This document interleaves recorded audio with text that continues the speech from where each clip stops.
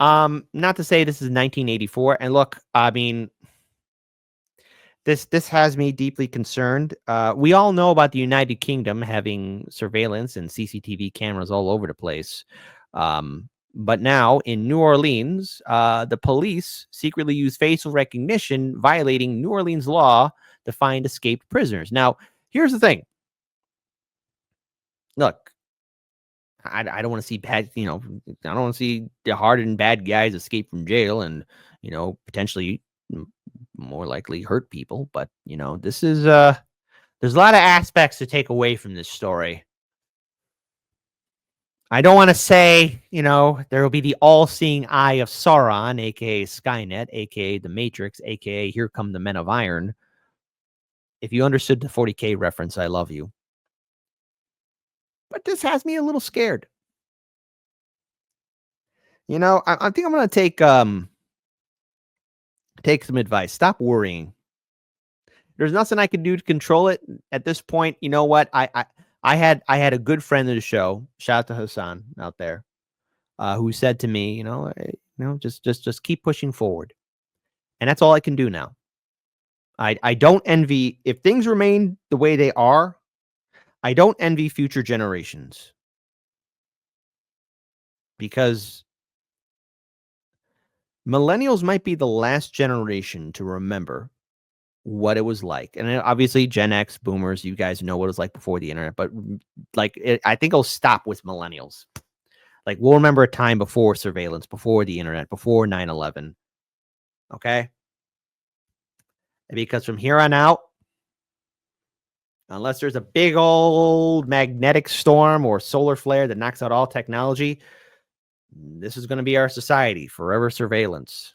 Think happy thoughts. Just like that episode from The Twilight Zone. Instead of a kid zipping you away, you'll just be zipped away by the political police. So let's go ahead and pull this up here. Shout out to Case Study QB. Follow him on Twitter, as you should. All right. While you still can. Last weekend, we saw a real-life Shawshank Redemption jailbreak. 10 inmates escaped from the Orleans Justice Center after slipping through a hole behind a metal toilet. The escape set off a major manhunt, forced staffers to flee the district attorney's office, even prompted the sheriff to suspend her re-election campaign. Now, a private facial recognition network is playing a crucial role in the search. The system, run by a nonprofit called Project NOLA, spotted at least 2 escapees in real time, one just minutes after the breakout, another only a block away from where cameras last saw him. Project NOLA's cameras, they can scan over 300 faces per second. They're mounted on private homes and businesses and compare passing faces to a database of known fugitives. But here's the larger part of the story. According to the Washington Post, this same network has been running silently for 2 years. And it's a system that's unprecedented in any American city. The report reveals New Orleans police used more than 200 facial recognition cameras to scan streets and automatically alert officers without telling the public, the city council, or documenting those alerts in required. Just want to throw this out here. Not a Shawshank Redemption escape. They didn't crawl through the sewer, which, by the way, not to be that guy, but there's no way a normal person could survive crawling through the sewer like you saw in Shawshank Redemption, because of the gases and the chemicals and the ammonia and the waste and the disease that will be in that sewer. No one could pull it off. Just throwing it out there. Just throwing it out there for all of you to know about, because there's no way. No way anybody could do it. No, it's impossible. Sorry. No bueno. Not happening. No dice. Nuh-uh. Not going to happen. Fly up out of here. Reports. A 2022 ordinance there clearly banned general surveillance technology. It said, quote, it's limited police to using facial recognition only for searches of specific suspects in their investigations of violent crimes, and never as a more generalized surveillance tool for tracking people in public places.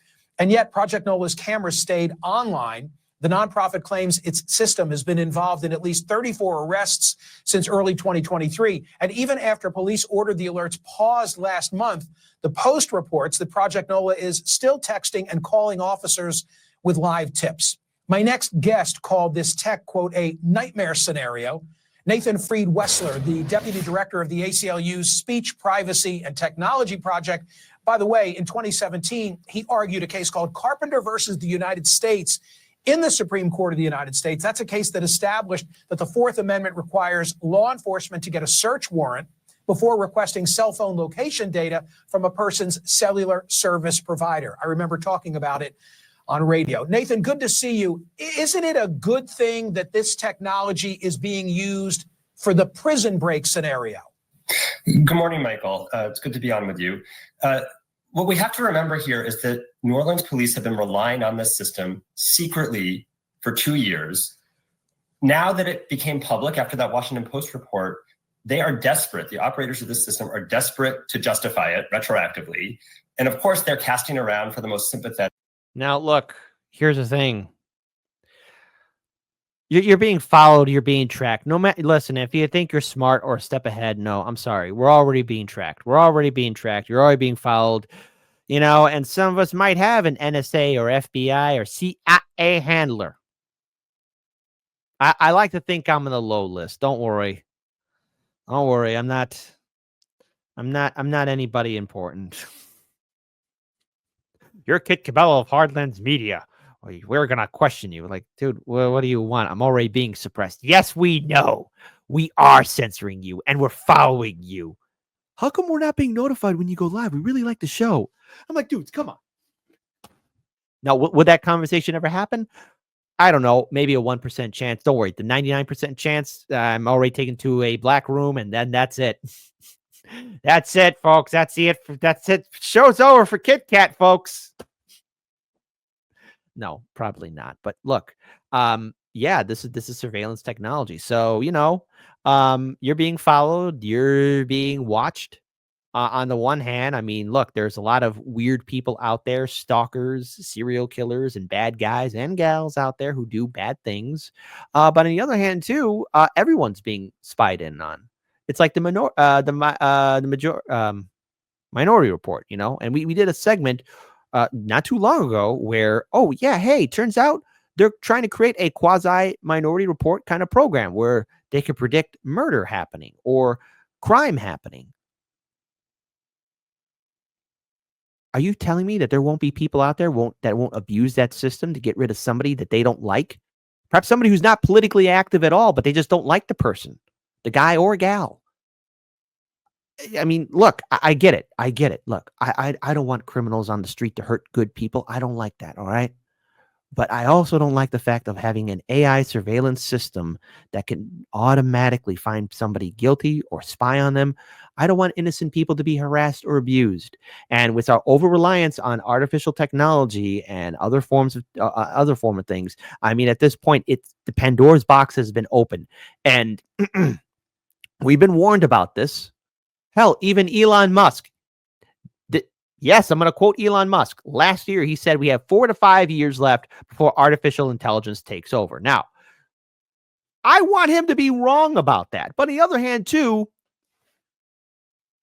okay, so that was last year. So technically, we got maybe 4 or 3 more years left of human freedom. So if you want to go somewhere or travel overseas, now's the time to do it.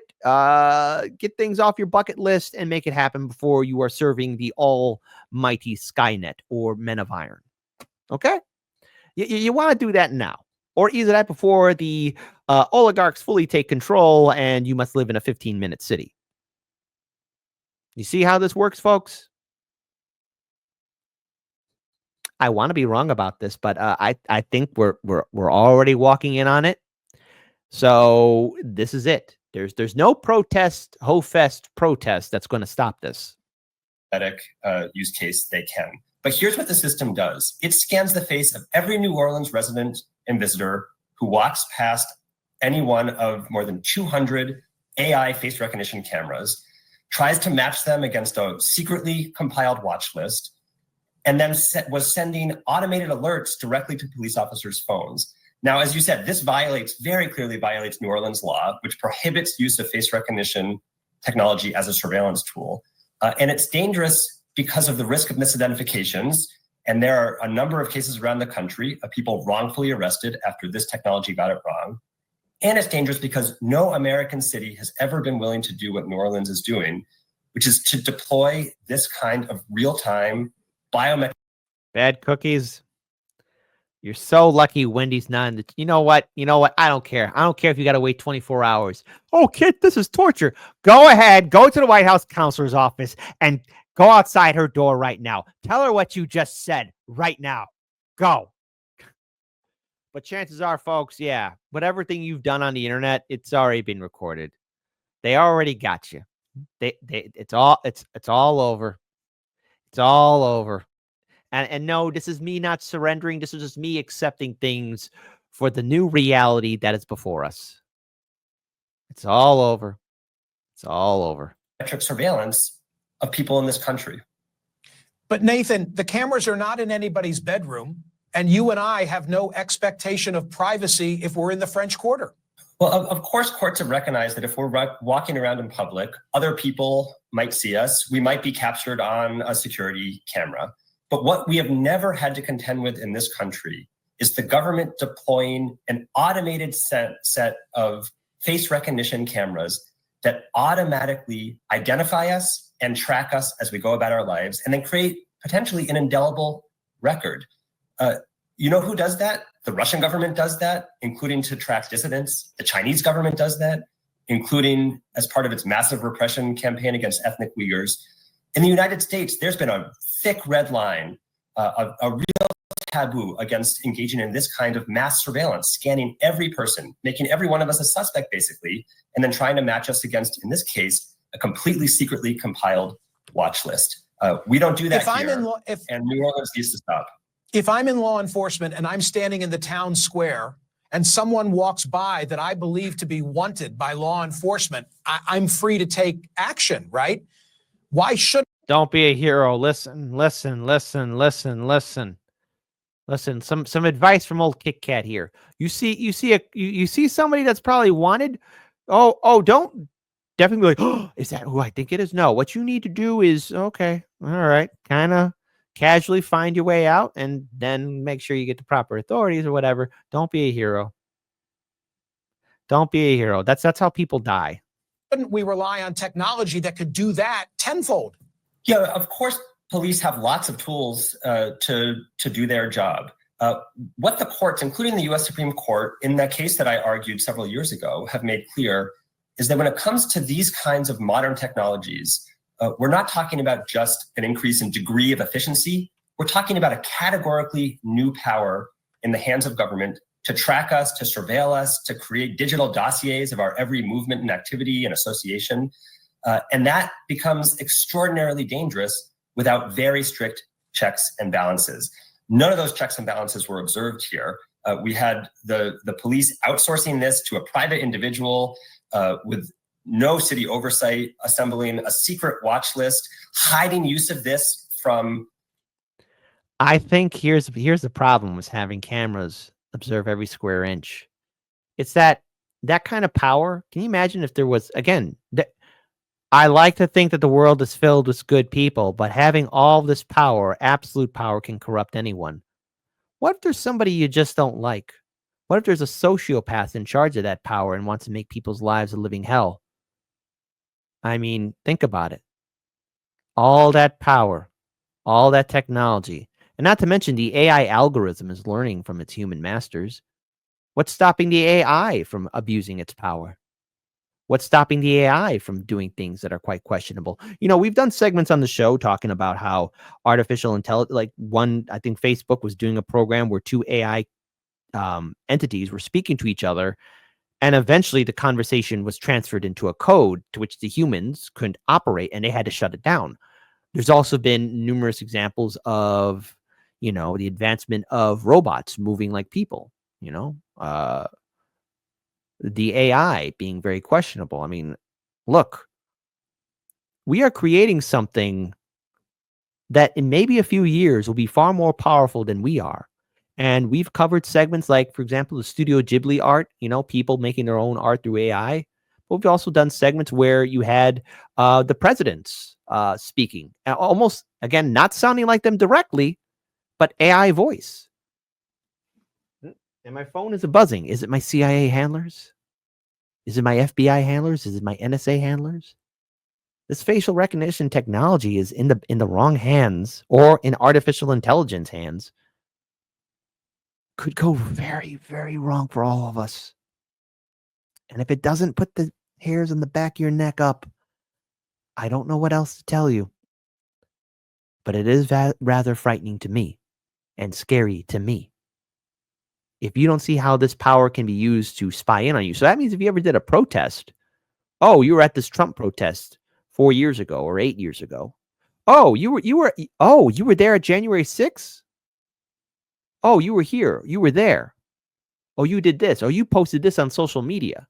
I mean, look at what social media did to the Pope's brother because he said that Nancy Pelosi sounded like a drunk. I mean, come on. He did an interview for a post that he did like what, maybe 2 or 3 years ago? Listen, I'm going to admit, I think we put up a good fight. We didn't fight hard enough, and now it's out of our control. It's out of our control. Theory wants Kit. No, thank you. Nope. Philip Smith, go see the White House counselor. Go. We're going to wind just a little bit of this.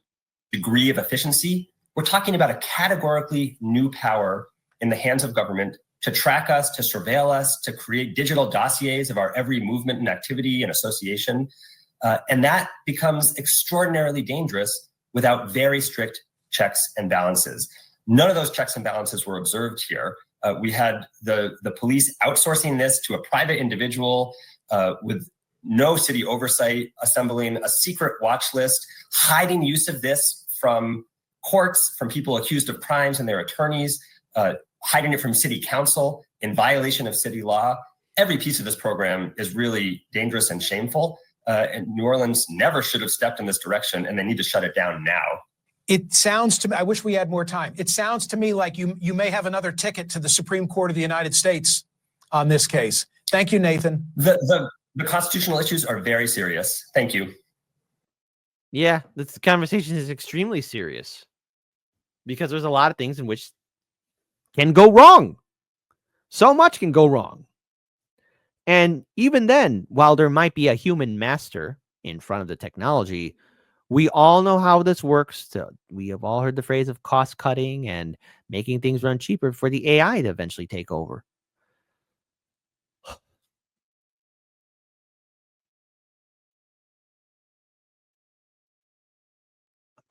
I'm gonna end this segment.